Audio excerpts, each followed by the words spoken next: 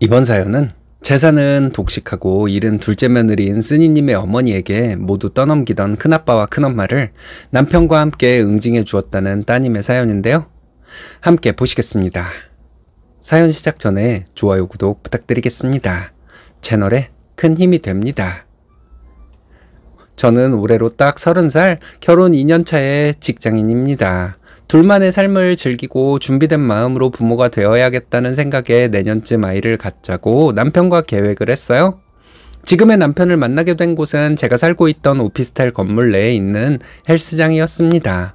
전 원래 운동을 잘하거나 좋아하는 편은 아니어서 가볍게 몸이라도 풀고 오자는 생각으로 헬스장을 찾게 되었죠. 제 업무가 하루 종일 컴퓨터 앞에 앉아서 하는 일이다 보니 소화 능력도 떨어지고 배도 자꾸만 나오는 것 같아 마음을 다져먹고 헬스장 등록을 했던 겁니다. 저녁을 먹고 헬스장으로 가서 러닝머신을 걷고 자전거를 타거나 아령 정도의 가벼운 운동을 1시간쯤 하고 오는 정도로 시작했어요. 그런데 그곳에서 매번 저와 같은 시간대에 운동을 하고 나오는 남편을 보게 되었는데 키도 크고 체격도 좋아 모델핏이 났었죠. 균형 잡힌 몸매와 안정된 자세로 운동하는 모습을 보면서 열심히 운동을 해온 사람이라는 걸 한눈에 알겠더라고요. 초보인 제가 하는 모습이 우스워 보일까봐 러닝만 열심히 하다가 일부러 멀리서 기구 한두 개 만지작거리다 오는 정도의 운동만 했었어요.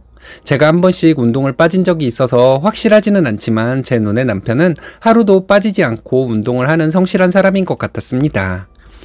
언제부터인가 헬스장에 들어서면 저도 모르게 남편을 찾아 두리번거리게 되었고 눈이 마주치면 어색하게 고개만 살짝 숙였는데 남편도 반응을 해주더라고요.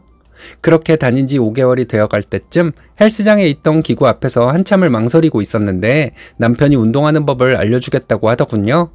친절하고 자세하게 운동법을 가르쳐주는 모습에 저도 모르게 호감이 생기기 시작했답니다. 그날 이후로 남편과 조금씩 말문도 트였고 자연스럽게 인사도 나누게 되었어요. 얼마 후 남편은 저를 이전부터 눈여겨보고 있었다고 고백하면서 사귀자는 말을 했어요. 저도 역시 관심이 있었기에 거절할 이유가 없었죠. 그렇게 저희는 함께 헬스도 하고 데이트도 즐기면서 2년의 연애 끝에 결혼까지 하게 되었습니다. 시부모님은 두 분 다 공무원으로 근무하시다가 지금은 퇴직을 앞두고 계신데 며느리에 대한 강요나 간섭이 없으셔서 시집에 대한 불편함은 전혀 없답니다. 두 분이 사회생활을 하며 쌓아온 세월이 있어서인지 가족이나 타인의 삶을 존중하는 태도가 몸에 배어있는 분들이셨어요. 시누이는 프리랜서로 본인이 하고 싶을 때 일을 하고 시간이 나면 여행을 하더라고요. 열심히 돈을 벌어서 한 달 정도 해외여행을 다녀오기도 하면서 자유분방한 삶을 살고 있죠. 같은 여자로 부럽기도 하고 한편으로는 멋있어 보인답니다. 게다가 시아버지는 집안의 장남이 아니어서 명절이나 제사에 딱히 신경 쓸 일도 없다고 하셨고 시어머니는 그런 일로 스트레스를 받지 않아도 된다고 하셨어요. 시댁 큰어머님은 정말 정이 많고 좋은 분이셔서 명절 음식 준비는 본인이 미리 다 해놓으시고 저희가 내려가면 설거지 정도만 하고 쉬라고 하십니다. 특히 첫 명절에 내려갔을 때 저더러 갓 결혼한 새댁인데 일을 시키면 안 된다고 하시면서 아무것도 하지 말라고 하신 분이셨죠. 정말 이런 집도 있구나 하고 내심 놀랐어요. 결혼 생활에서 이 부분이 얼마나 큰 축복인지 명절이 다가올 때마다 저는 절실히 느끼게 됩니다. 그 이유는 바로 친정엄마 때문이죠. 저희 친정은 시댁 쪽과는 전혀 다른 분위기예요.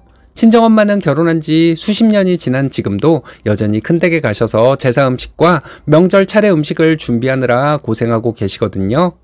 친정엄마는 시어머니와 같은 둘째 며느리지만 시어머니와 다르게 힘든 삶을 살아오셨어요. 명절이 다가오면 자연스럽게 큰 집으로 가야 했고 거의 모든 음식 준비와 뒷정리를 도맡아 해오셨죠. 어릴 적부터 그 모습을 옆에서 지켜본 저는 그런 엄마의 모습이 너무 불쌍해 보였어요. 어린 마음에 왜 우리 엄마만 늘 힘들게 일을 해야 하고 쉬지도 못할까 하는 의구심을 늘 가지고 있었습니다. 자라면서 그런 엄마의 모습이 안타깝기도 했고 엄마를 힘들게 하시는 큰엄마와 큰아버지가 왠지 모르게 밉기도 했었어요. 아빠는 사남매 중 둘째로 위로는 큰아버지 한 분이 계시고 아래로는 고모 두 분이 계십니다. 큰아버지는 저희 친정 바로 옆 동네에 살고 계셔서 할머니 살아계실 때부터 엄마와 아빠는 명절이나 제사 때마다 늘 큰댁으로 불려가셔서 일을 하셨어요.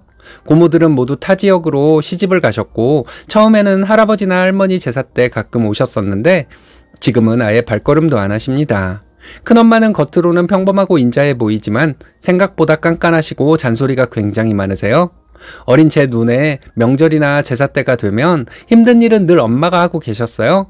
물론 큰엄마도 어느 정도 음식 준비는 하시지만 조금 어려운 일이나 손이 많이 가는 일들은 엄마에게 맡기더라고요. 세월이 흐르면서 큰아버지의 아들, 그러니까 저에게는 사촌오빠가 결혼을 하게 되었고 새언니가 들어오게 되었어요. 제 생각에 큰엄마네 며느리가 들어오면 엄마가 하는 일이 조금 줄어들 수 있겠다는 생각을 했었는데 전혀 아니었습니다. 큰엄마와 큰아버지는 당신들 며느리를 배려한다는 이유로 여전히 엄마를 부르셨죠. 심지어 명절 때 사촌 새언니에게 명절 전날 저녁이나 당일 아침에 내려와도 된다고 했다네요.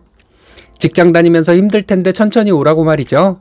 그러니 자연스럽게 엄마는 조카 며느리의 덕을 볼 수가 없었던 겁니다. 엄마는 딸만 둘을 낳으셨고 큰엄마는 아들만 둘을 낳으셨어요. 그런데 큰아버지는 이것 때문에 엄마 아빠에게 상처가 되는 말을 서슴없이 하셨다고 들었어요. 아들이 있어야 결혼을 해서 며느리들이 큰 집에 와서 일을 할 텐데 너희는 아들이 없어서 그걸 못하니 너네가 앞으로도 계속 일을 도와야 한다. 이런 식으로요. 그 말을 듣고 저는 너무 화가 나서 큰아버지께 따지고 싶은 마음까지 들었어요. 타지에서 대학 생활하고 바로 직장 생활한다고 자주 내려가지를 못하니 그마저도 잊어버리게 되더라고요. 그렇게 큰아버지와 큰엄마는 착하고 순한 우리 엄마와 아빠를 오래전부터 만만하게 여겼던 것 같아요. 싫은 소리 한번 못하고 시키는 대로 다 하는 두 분의 성격을 누구보다 잘 알고 있었기에 그걸 이용해서 자신들이 편한 쪽으로 이용하셨던 거죠. 사실 큰아버지는 젊은 시절부터 마을에서 소문이 많은 분이셨어요. 시내로 춤을 배우러 다니느라 농사는 뒷전이었고 시내에 나가 어울리는 여자도 몇 명 있었다는 얘기를 들은 적이 몇 번 있었습니다. 큰엄마는 그로 인해 속을 많이 썩으셨고 집안 분위기도 좋지는 않았었죠. 생각해보면 큰엄마의 삶도 그다지 행복하진 않았을 테고 많이 외로웠으리라 짐작은 하지만 그렇다고 막 안쓰럽거나 하진 않습니다. 가끔 큰아버지 때문에 속상해하시는 큰엄마를 엄마가 위로해드리려고 하면 오히려 됐어, 동서가 뭘 한다고 그래, 속으로 고소해야 하는 거 아니야? 하면서 화를 내는 소리를 들은 적이 있었거든요. 본인의 답답함과 분노의 화살이 고스란히 엄마에게 향하는 것을 보고 솔직히 큰엄마에 대한 안쓰러운 마음이 사라지고 저희 엄마가 안쓰럽기만 했습니다. 지금 와서 생각해보니 어쩌면 큰엄마는 엄마가 만만하고 착해 보여서 분노의 대상으로 삼았던 것인지도 모르겠네요. 분풀이를 위해 저희 엄마를 괴롭힌 것이었던 것 같고요. 제가 어린 시절 우리 집안에 꽤나 큰 사건이 있었어요. 할아버지가 돌아가시고 할아버지 명의로 되어 있던 선산이 팔리게 되었는데 당시 몇 억 정도의 큰 돈을 받았었나 봐요. 그런데 문제는 그 돈을 큰아버지가 장남이고 부모를 모시고 살았다는 이유로 자신의 몫이라고 다른 형제들에게 한 푼도 줄 수 없다고 했답니다. 그나마 아버지에게는 생색을 내듯 2천만 원을 주시면서 제사나 벌초 때마다 아버지와 큰엄마한테 받은 만큼 하라고 강요하셨대요. 그 일로 고모들과 큰 갈등이 생겼고 결국 고모들은 큰아버지와 연락을 끊고 명절에도 오시지를 않게 되었죠. 간간히 둘째 고모가 엄마와 통화하고 계시는 것 같은데 고모 두 분 다 큰아버지와 큰엄마와는 말도 섞기 싫다고 했대요. 하지만 결국 큰아버지는 춤바람 때문에 시내에서 여자들과 어울리시면서 돈을 많이 탕진했다고 들었어요. 그럴 거면 형제들에게 좀 나눠주었으면 얼마나 좋았겠어요. 욕심이 많아도 너무 많은 분이셨던 거죠. 제가 성인이 되고 어쩌다 명절에 내려가면 가끔 엄마를 따라 큰 댁에 가서 함께 음식 준비를 할 때가 있었어요. 엄마 혼자 일하게 두는 게 마음 아파서였고 제가 가면 조금이라도 일을 빨리 끝낼 수 있지 않을까 하는 마음에서였죠. 그리고 사촌 오빠가 결혼을 하면서 은근 기대도 있었는데 새언니는 늘 늦게 내려오거나 어쩌다 일을 하게 되어도 힘들다고 중간에 쉬러 들어가 버리더군요. 큰엄마는 도시에서 곱게 자라서 힘든 일을 할 줄 몰라서 그렇다고 당연한 듯 말씀하셨고 엄마 역시 괜찮다고 하시길래 제 속만 타들어가곤 했습니다. 사촌 새언니가 명절이라고 내려오면 항상 큰아버지와 큰엄마 선물을 사왔는데 큰댁에서 고생을 많이 하시는 저희 부모님께는 양말 한 짝도 사오는 법이 없더라고요. 물론 선물이 중요한 것은 아니지만 저희 부모님이 계신 앞에서 시부모님께만 선물을 드린다는 게 좀 어이가 없지 않나요? 더 황당한 건 큰엄마가 엄마 앞에서 또 받은 선물을 자랑하신다는 겁니다. 큰엄마도 생각이 있는 어른이라면 며느리에게 작은엄마가 늘 고생하시는데 작은 선물이라도 준비하면 어떻겠니? 라는 말 정도는 해도 되는 거 아닐까요? 아니면 받은 선물들을 엄마 앞에서 자랑이나 하지 마시던지요. 이렇게 뭐든지 다 봐주니 며느리가 일을 하려고 하지를 않고 당연히 작은 엄마가 와서 도와줄 거라는 생각에 일에서 손을 떼고 뒤로 빠지는 것이었겠죠. 어릴 때부터 이런 상황들을 지켜보며 자란 저로서는 마음속에 큰댁에 대한 불만이 항상 자리 잡고 있었어요. 제가 결혼을 하고부터는 시댁을 가야 했기 때문에 명절 전날 큰댁의 모습을 직접 볼 수가 없었지만 엄마는 여전히 부엌에서 힘들게 일하고 계셨을 거란 생각에 제 마음은 항상 무거웠어요. 그래서 동생한테 함께 가라고 한 적도 있었는데 동생은 차라리 우리 집안일을 도와드리지 큰댁은 가기 싫다고 하더라고요. 지난 주말 남편과 함께 친정에 가기로 했는데 마침 그날은 할아버지의 제사가 있는 날이었습니다. 명절이나 제사 때마다 엄마가 큰댁에서 음식 준비를 도맡아 해오셨기 때문에 이번에도 분명 홀로 분주하게 움직이실 것 같다는 생각이 들었죠. 그래서 출발하기 전날 미리 전화를 드렸어요. 내일 저희가 내려갈 테니 먼저 큰댁으로 가시지 말고 우리가 도착하면 함께 건너가자고 말이죠. 절대 혼자서 먼저 가지 말고 기다려달라고 엄마에게 신신당부를 했습니다. 아침 일찍 출발을 했지만 주말이라 그런지 도로 상황이 좋지 않아 생각보다 늦게 도착을 하게 되었어요. 차가 많이 막혔고 아주 먼 거리가 아닌데도 평소보다 시간이 훨씬 오래 걸렸어요. 서둘러 친정에 도착하자 엄마는 반가운 얼굴로 저희들을 맞아주셨어요. 오랜만에 내려온 딸과 사위 먹이려고 미숫가루를 진하게 한 잔 타오셨는데 남편은 너무 고소하고 맛있다고 웃어주더라고요. 남편은 워낙에 예의 바른 사람이고 저희 부모님께 너무 잘하는 사람이라 특히 엄마는 사위라면 깜빡 넘어가시거든요. 그러고는 허겁지겁 겉옷을 챙겨 입으시고 이제 큰 집으로 가야겠다며 저희는 먼 길 오느라 힘들었을 테니 집에서 그냥 있으라고 하셨어요.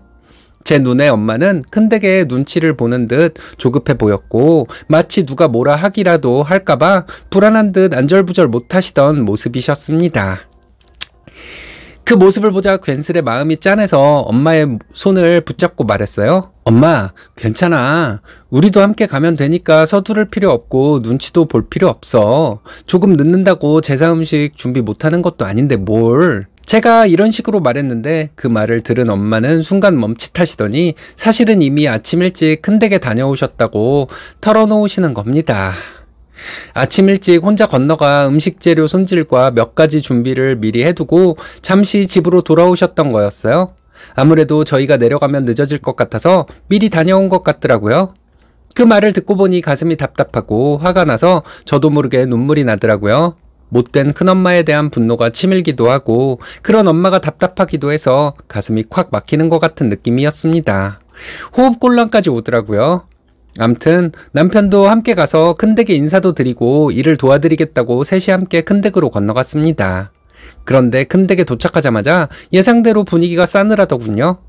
엄마가 먼저 문을 열고 들어서자 큰엄마는 기다렸다는 듯이 얼굴을 찡그리면서 목소리를 높이셨어요.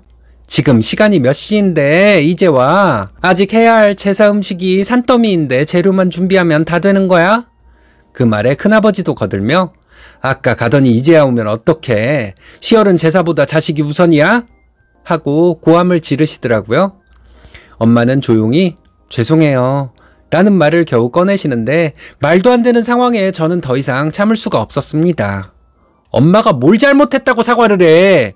이미 아침 일찍 혼자 건너와 이 일을 해놓고 오셨고 사위가 오랜만에 온다고 잠깐 집에 들렀다 오신 것뿐인데 그걸 두고 이렇게까지 몰아붙이는 건 무슨 경우예요?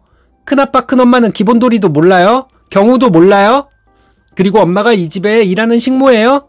지금까지 부려먹었으면 적어도 미안한 마음 정도는 가지고 있어야지. 하긴 그걸 아는 사람들이면 이렇게 경우 없는 행동을 지금까지 했겠어? 저도 모르게 이런 말이 튀어나왔는데 그동안 한 번도 어른들에게 되들어본 적이 없었기에 목소리가 떨리긴 했지만 마음속에 하고 싶었던 말이었습니다. 그 자리에는 아버지도 계셨고 큰집 막내도 있었지만 누구도 말을 못하고 숨을 죽이고 있었어요. 큰엄마는 깜짝 놀란 얼굴로 저를 바라보더니 이게 어디서 버르장머리 없이 어른한테 대들고 있어? 야, 너 뭐 잘못 처먹었냐? 하고 고래고래 소리를 지르더라고요. 뭐요? 큰엄마는 평생 뭐 그렇게 더러운 것들만 처먹어서 그따위로 마음보를 쓰고 살았어요? 미쳐도 정도껏 미쳐야죠. 한 번 소리를 지르니까 두 번째부터는 쉽더라고요. 떨리는 마음도 없었고 제 분노를 풀어버려야겠다는 마음뿐이었습니다. 이번에는 큰아버지가 아버지를 향해 노골적으로 화를 내며 야, 너 딸년 교육을 어떻게 시켰길래 위아래도 몰라보고 난리를 떨어? 네가 못 배웠으면 네 새끼라도 잘 가르쳐야지. 딸년이라고 아주 미쳐가지고. 라고 막말을 쏟아냈습니다. 그 말에 그동안 제가 참아왔던 분노를 오늘 다 터뜨려보자는 심정으로 더 큰 소리로 말해버렸죠. 그럼 큰아버지는 교육을 잘 받아서 바람 피우고 다니셨어요? 여자들하고 춤추고 어울리면서 돈 쓰라고 교육받으셨나봐요? 그리고 할아버지 재산을 다 가져갔으면 집안일도 다 해야지. 왜 우리 엄마한테 시켜요? 재산 다 말아먹었으면 받은 게 안 받은 걸로 변해요? 하고 제가 소리를 질렀습니다. 큰아버지뿐만 아니라 큰엄마까지 입을 다물지 못하시길래 큰아버지 여자 많으셨다면서요? 그 여자들 다 불러서 제사 음식 만들게 하시지 그러세요. 그 술집 년들이 돈이나 뜯어가고 이런 일은 할 마음이 없는 년들이긴 하지. 그 년들 데려다 일 시키면 동네 잔치도 열 수 있겠어요? 하고 말했는데 제가 이렇게 말 한 번 더듬지 않고 말을 하고 나니 속이 시원해지면서 긴장감이 완전 풀어져 버렸습니다. 제 말에 말을 더듬거리던 큰아버지는 이 버릇없는 년 내가 오늘 버릇 고쳐준다 하시면서 저를 한 대 치려고 손을 드시더라고요. 그 순간 제 앞에 남편이 막아섰죠. 키 187에 몸무게 90kg이 넘는 건장한 체격의 남편은 운동으로 다져진 몸으로 큰아버지 팔을 잡고는 뭐하는 짓거리세요? 틀린 말 하나도 없었어요. 늙어서 조카사위한테 맞고 병원에 입원하고 싶으세요? 이렇게 말했습니다. 남편의 말에 큰아버지는 잠시 당황한 듯 말을 못하고 한 걸음 물러서더라고요. 남편도 지금까지의 상황을 알고 있었던 터라 그 자리에서 이젠 좀 정신 좀 차리세요. 듣자 하니 2천만 원 주시고 평생 일하라고 하신 모양인데 제가 보기에는 우리 장모님 20억도 넘는 가치의 일을 하셨습니다. 어른이고 뭐고를 떠나서 인간이라면 저희 어머니한테 미안하고 고마운 줄 아시고 반성 좀 하세요. 그리고 앞으로는 이 집 잘난 며느리를 부르시던지 큰어머님이 직접 전부치고 제사 음식도 준비하던지 하세요. 시어머니가 미친 사람이라 며느리도 미친 여자들로만 골라서 받았나? 남편의 이 말에 저는 웃음이 터질 뻔했지만 이를 악물고 험악한 표정을 짓고 있었습니다.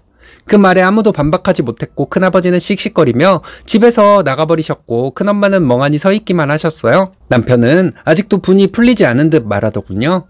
요즘이 조선시대도 아니고 아직도 이런 집이 있다니 진짜 어이가 없네. 도대체 왜 장모님이 이런 대접을 받아야 해요? 제사 준비 그만두고 그냥 집으로 가시죠. 큰아버님은 어쩌자고 저렇게 도망가시나? 큰어머님은 저런 비겁한 남편이랑 사시느라 고생 많으셨겠어요? 하며 부모님을 차에 태우려고 하더라고요. 하지만 엄마는 그래도 제사인데 그냥 가면 어떡하니? 하시길래 한편으론 답답하고 한편으론 눈물까지 나려고 하길래 속상한 마음에 엄마도 이제 그만해. 이런 취급 받으면서까지 굳이 이 집에 있을 이유가 있어? 며느리 아까워서 일 못 시킨다는데 그럼 큰엄마가 책임지고 다 하시겠지. 엄마는 엄마만 생각해. 엄마 착한 척하려고 우리 괴로워하는 건 안중에도 없어. 하고 엄마를 향해 소리를 질러버렸죠. 저는 엄마의 손을 꼭 잡고 조용히 밖으로 나와버렸고 남편은 아빠를 모시고 꼴도 보기 싫고 징그러운 큰 집에서 나왔습니다. 집으로 돌아오는 차 안에서 엄마는 여전히 불안한 표정이셨지만 아빠가 갑자기 사위 덕분에 내 속이 다 시원하다. 내가 내 마누라 지켜주지도 못하고 지금까지 고생하게 해서 너희들 볼 면목이 없다. 미안하다. 하셨어요? 그 말에 엄마도 조금 긴장이 풀리셨는지 웃으셨고 남편은 근처 연꽃 축제하는 곳이 있다면서 그곳으로 저희를 데리고 가더라고요. 사실 다음날 부모님을 모시고 가서 맛있는 식사도 대접하려고 했었는데 그냥 오늘 가서 연꽃 구경하면서 스트레스를 풀고 오자고 하더군요. 만개한 연꽃을 감상하면서 공원을 한 바퀴 돌고 나니 마음도 편안해지고 무엇보다 엄마가 너무 좋아하셨어요. 바쁘게 사느라 근처에 두고도 한 번도 오지 못한 곳이라며 사위에게 고맙다는 말을 계속하셨습니다. 연꽃 구경을 마치고 근처 민물장어 맛집까지 찾아서 모시고 가준 남편은 장어를 구워주며 끝까지 부모님께 최선을 다해주었고 다시 한번 남편에게 감동을 하게 되었죠. 집으로 돌아와서 과일을 먹고 있는데 아빠 핸드폰으로 전화가 오더라고요. 큰아버지가 제사 지내러 정말 안 올 거냐고 고함을 치는 소리가 들렸어요. 엄마는 안절부절 못하셨지만 아빠는 바로 안 가. 앞으로 입 다물고 정성스럽게 형수랑 둘이 제사 지내. 하고 끊으시더군요. 남편은 잘하셨다고 하면서 장인어른이 단호하셔야 장모님이 앞으로 힘들지 않으실 거라며 호응해 주었고 저 역시 속이 시원했습니다. 올라오기 전에 엄마에게 더 이상 큰댁 어른들 말과 행동에 끌려다니지 말고 상처도 받지 말라고 당부했어요. 엄마도 알겠다고 하셨는데 힘들면 전화를 하라고 말씀드렸고요. 남편이 엄마에게 장모님 그동안 열심히 살아오셨는데 근데 그건 너무 힘든 삶이었어요. 딸이 받는 상처도 생각하셔야죠. 이 사람이 아프면 저도 아프잖아요. 든든한 사위랑 딸이 있는데 겁먹을 게 뭐가 있겠어요? 라고 하면서 또 한 번 웃었습니다. 그렇게 주말을 보내고 출근해서 혹시나 하는 마음에 엄마에게 전화를 드렸더니 저희 부모님 두 분 다 정말 큰 댁에 안 가셨다고 하더라고요. 목소리도 예전보다 밝으셨고 걱정 말라고 하시길래 마음이 놓였습니다. 퇴근 후에 남편이 묻길래 엄마와 통화한 내용을 말해주었더니 잘했다고 하면서 한 번만 더 우리 장모님 장인어른 건드리면 내가 당장 내려가서 가만 안 둘 거야 하면서 너스레를 떨더군요. 저희 남편 정말 멋지지 않나요? 저도 시댁에 정말 잘하고 살 겁니다. 이렇게 좋은 남편을 저에게 주셨으니까요.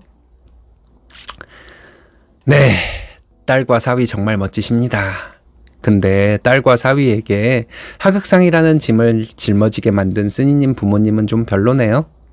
좋은 게 좋은 거라는 식으로 희생하고 참고 산 것이 자식들의 마음속에 독이 자라나게 만드는 것은 당연한 건데 그렇게 살아오신 것은 착한 게 아니란 생각이 드는데 여러분들의 생각은 어떤가요?